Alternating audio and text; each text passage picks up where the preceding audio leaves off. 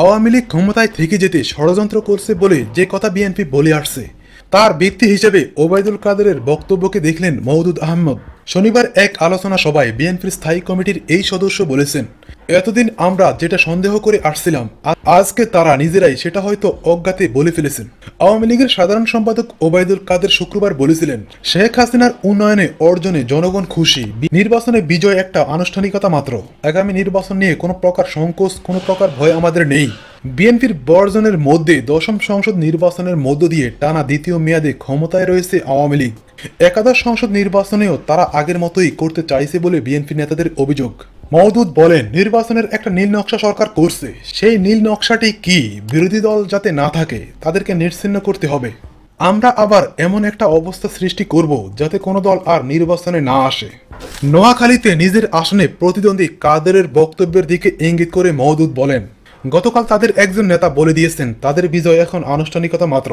তার মানে নীল নকশা অনুযায়ী নির্বাচন সম্পূর্ণ হয়ে গেছে, এখন শুধু আনুষ্ঠানিকতা, এখন শুধু গেজেট নোটিফিকেশন হবে আর শপথ গ্রহণ হবে।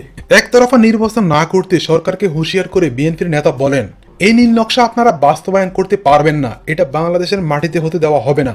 বিএনপিকে নাশকতার জন্য দায়ী করে আওয়ামী লীগ নেতাদের বক্তব্যের জবাবে মওদুদ বলেন, আজকের প্রধানমন্ত্রী তখন বলেছিলেন নির্দলীয় তত্ত্বাবধায়ক সরকারের ব্যবস্থা ওনার ব্রেন চাইল্ড।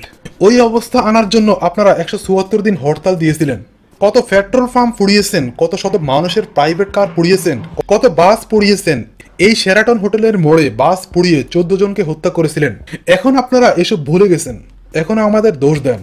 আওয়ামী লীগ নেতাদের মুখে গণতন্ত্রের কথার জবাবে তিনি বলেন, বর্তমান সরকারের নেতাদের মধ্যে যারা সবচাইতে বেশি গণতন্ত্রের কথা বলেন তাদের মধ্যে 1, 2, 3, 4, 5 এরা একজনও কিন্তু জনগণের ভোটে নির্বাচিত হয় নাই।